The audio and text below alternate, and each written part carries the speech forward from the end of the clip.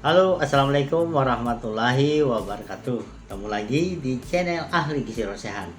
Apa kabar pemirsa semua? Mudah-mudahan hari ini dalam keadaan sehat ya. Oke, saya hari ini akan menjelaskan tentang tanda-tanda awal ya seseorang terkena diabetes. Dan saya akan kupas seputar mitos atau fakta seputar diabetes. Oke, ini sangat menarik pemirsa ya. Tapi jangan lupa sebelum lanjut, silahkan di like, ya, di subscribe, dan bagikan kepada teman-teman Anda agar mereka mengetahui juga seputar diabetes. Terima kasih. Diabetes mellitus adalah suatu gejala atau tanda atau suatu penyakit di mana seseorang mengalami kenaikan kadar gula darah di atas normal ya. Untuk lebih jelasnya kita lebih ke bawah aja ke laboratorium ya untuk diperiksa gula darah kita. Kalau misalnya dia sebelum makan itu kurang lebih angkanya adalah 70 sampai dengan 130 mg per dl, yaitu kalau sebelum makan. Tapi kalau kita sudah makan itu kadar normalnya adalah kurang dari 140 mg per dl ya. Nah, bagaimana dengan saat kita berpuasa 8 jam sebelum puasa ya, itu tidak boleh lebih dari kurang dari 100 mg per dl. Nah, kemudian menjelang tidur biasanya angkanya adalah sekitar 100 sampai dengan 140 mg per dl. Jadi itu adalah tanda-tanda laboratorium. Namun kadang-kadang kita jarang ya memeriksakan diri ke dokter. Lalu kita bertanya-tanya sebenarnya tanda-tandanya gimana sih ya. Nah, beberapa tanda khas yang dialami oleh seseorang yang mengalami diabetes mellitus adalah pertama, dia sering kencing pada malam hari kok bisa ya. Nah, biasanya kan kadang-kadang siang juga kalau dia kencing siang itu kadang-kadang belum tentu, tapi kalau dia pada malam hari selalu kencing ya, ini menandakan gejala-gejala awal sebenarnya diabetes. Kenapa kok bisa kencing pada malam hari? Ya pada saat itu mungkin karena kurang aktivitas ya dan merasakan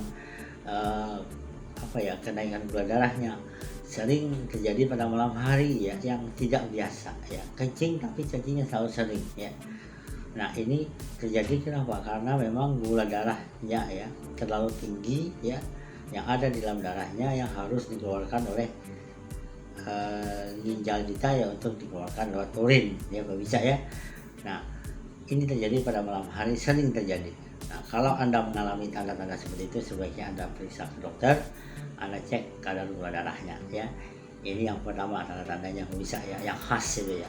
Kemudian yang kedua adalah haus ya. Nah, ini berkaitan juga dengan kejadian yang pertama tadi, karena dia sering kencing, maka dia akan haus ya. Nah, rasa haus ini juga memicu seseorang sering melakukan minum ya. Jadi haus minum. Kenapa? Ini terjadi karena gula darah yang ada di dalam tubuh kita tidak bisa dicerna, tidak bisa digunakan untuk energi karena masalah insulin dia tadi ya. Nah, jadi tanda-tanda yang pertama itu adalah dia sering kencing dan juga lalu terjadi namanya haus ya, bisa ya. Ini tanda-tanda yang kedua. Apalagi yang ciri khas dari orang diabetes bisa, yaitu yang ketiga adalah dia sering dikaitkan dengan kurus ya. Betul ya bisa, ini tidak mitos tapi fakta. Seseorang yang mengalami diabetes ya, karena dia mengkonsumsi banyak karbohidrat tapi tidak bisa untuk dijadikan glukosa ya, tapi tidak bisa dijadikan untuk energi karena insulin dia yang bermasalah. Akhirnya lemak tubuh yang digunakan untuk energi. Nah, ini terjadi sepanjang waktu, lama-lama dia akan terlihat menjadi kurus ya. Jadi kalau ada orang mendadak kurus, itu juga salah satu ciri dia terkena diabetes ya. Nah, untuk lebih jelasnya memang sebelum Anda mengalami diabetes atau Anda ragu-ragu apakah Anda terkena diabetes, coba ya, cek aja ke dokter ya. Mudah-mudahan Anda tidak mengalami namanya diabetes ya. Tapi ciri khasnya memang seperti itu. Dan misalnya kurus ya, menjadi kurus mendadak karena energi yang ada dalam tubuh dia tidak bisa dipakai, digunakan untuk kegiatan hari-hari ya. Oke. Kemudian benarkah diabetes itu terjadi karena keturunan ya? Atau ada juga yang mengatakan kalau ayahnya yang diabetes itu nanti anaknya yang perempuan yang kena. Ada juga yang mengatakan kalau ibunya yang diabetes, anak laki-lakinya yang kena. Itu semua tidak benar pemirsa. Tapi memang keturunan adalah salah satu penyebab diabetes. Tapi dengan pola makan yang baik ya, menjaga pola makan, kemudian pola hidup yang baik, insya Allah akan tidak diabetes akan bisa dikendalikan atau tidak kena ya. Jadi benar-benar ini terjadi bahwa memang orang yang mempunyai keturunan diabetes itu berpeluang kena. Tapi bisa dihindari, bisa dicegah dengan menjaga pola makan dan pola hidup yang benar ya. Nah itu seputar mitos tentang diabetes pemirsa ya. Nah ada juga yang mengatakan orang diabetes itu apakah benar mengkonsumsi junk food itu bisa menyebabkan diabetes? Ini mitos atau fakta? Sangat benar pemirsa ya. Karena apa? Benar dia tidak mengkonsumsi gula ya atau apapun, tapi dengan junk food ya, dengan makanan yang tinggi lemak ya, dengan makanan yang tertentu itu akan mempengaruhi insulin dia ya. Bahkan memang juga gak bisa dihindari, junk food juga makanan-makanannya ada kaya dengan gula ya. Jadi beberapa penelitian jelas dan pola hidup sekarang memang mengatakan bahwa kehidupan mengkonsumsi junk food yang terlalu sering itu memicu terjadinya diabetes tipe 2 ya. Nah ini yang harus diperhatikan. Kemudian apalagi seputar tentang diabetes, benarkah orang diabetes itu harus makan nasi yang panas, jangan makan nasi yang dingin? Nah ini sebenarnya saya nggak tahu pemirsa ya, ini dari mana asal kata-kata ini ya. Tapi yang jelas itu sebenarnya mitos saja ya. Apakah ada pengaruhnya dengan makanan yang mengandung nasi yang panas? Enggak juga pemirsa ya. Jadi sama aja nasi panas atau dingin. Ya dia juga mengandung glukosa atau karbohidrat yang menjadi glukosa yang akan menjadi energi. Dan ini harus ditimbang ya, dihitung karena konsumsi nasi itu penting. Dihitung kalorinya ya. Seperti itu pemirsa ya. Nah kemudian nasi itu, apakah sumber nasi itu apakah boleh orang diabetes itu makan nasi? Sangat boleh pemirsa. Tidak mesti harus beras merah ya. Nasi juga boleh, tapi dengan hitungan takaran ya.